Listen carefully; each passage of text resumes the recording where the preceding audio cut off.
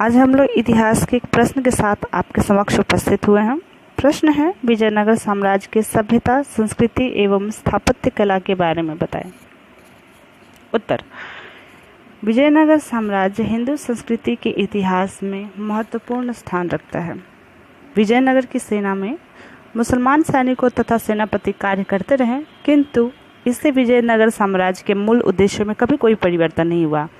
विजयनगर राज्य में शायन द्वारा वैदिक साहित्य की टीका तथा विशाल मंदिरों का निर्माण दो ऐसे ऐतिहासिक स्मारक हैं जो आज भी उनका नाम बनाए हुए हैं।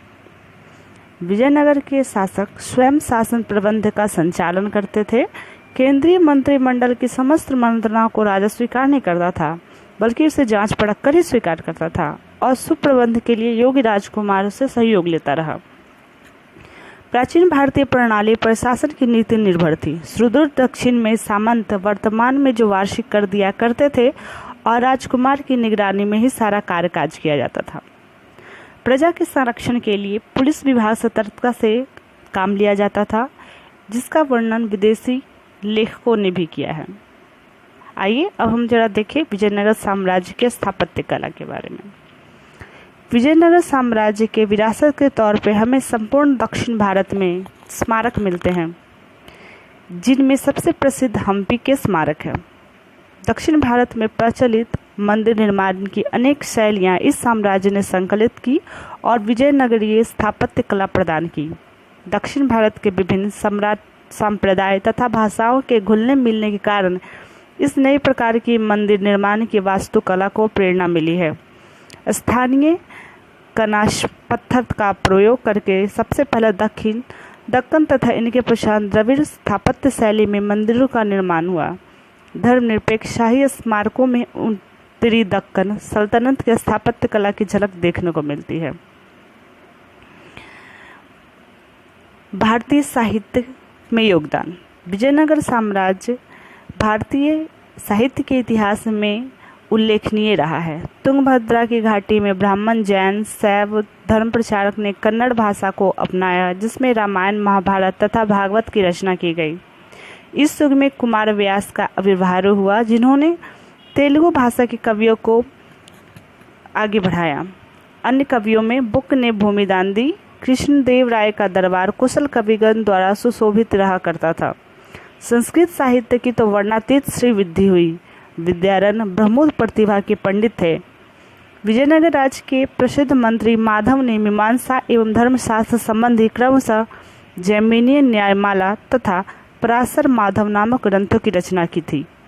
उसी के भाई भ्राता शायन ने वैदिक मार्ग प्रवर्तक हरिहर द्वितीय के शासनकाल में हिंदू संस्कृति के आदि ग्रंथ वेद पर भाष्य लिखा, जिनकी सहायता से आज हम वेदों का अर्थ समझते हैं।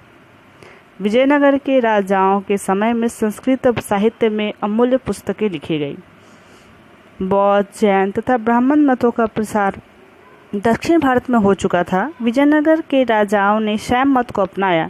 यद्यपि उनकी सहिष्णुता के कारण वैष्णव आदि धर्म भी प्रलवित एवं पुष्पित होते रहे। विजयनगर की कला धार्मिक प्रवृत्तियों के कारण जटिल हो गई थी। मंदिरों के विशाल गोपुरम तथा सुंदर खंडित स्तंभ युक्त मंडप इस युग की मुख्य विशेषता रही। विजयनगर शैली की वास्तुकला के नमूने उनके मंदिरों में आज भी शासकों की कृति का गायन कर रहे हैं। इतना ही नहीं, विजयनगर शासकों ने अपने साम्राज्य का विस्तार भी किया। विजयनगर की स्थापना के साथ ही हरिहर बुक्का के सामने कई कठिनाइयां आ गई थी। वरंगल का शासक कपाया नायक तथा उनका मित्र पुरलयवेम और वीरवल्लाल तृतीय उनके विरोधी थे। देवनगरी का सूबेदार कुतलुक खां भी विजयनगर के स्वतंत्र अस्तित्व को नष्ट करना चाहता था। हरिहर ने सर्वप्रथम बादामी, उदयगिरी तथा गुट्टी के दुर्गों को सुदृढ़ किया। उसने कृषि की उन्नति पर ध्यान दिया, जिससे साम्राज्य में समृद्धि आई। होयसल सम्राट वीरवल्लाल मदुरै के विजय अभियान में लगा हुआ था। इस अवसर का लाभ उठाकर हरिहर ने होयसल सम्राट के पूर्वी भाग पर अधिकार कर लिया। बाद में वीरवल्लाल तृतीय मदुरा के सुल्तान द्वारा 1342 में मार डाला गया। वल्लाल के पुत्र तथा उत्तराधिकारी अयोग्य थे। इस मौके को भुनाते हुए हरिहर ने होयसल सम्राट पर भी अधिकार कर लिया और अपनी स्थिति सुदृढ़ कर ली। हम देखते हैं कि विजयनगर साम्राज्य न केवल कला, साहित्य एवं स्थापत्य में आगे था, बल्कि उनके शासक अपने साम्राज्य को सुदृढ़ करने के लिए सारे प्रयत्न किए। हर संभव प्रयत्न के कारण विजयनगर साम्राज्य दक्षिण भारत में एक महत्वपूर्ण स्थान रखता है। आज के लिए इतना ही। धन्यवाद।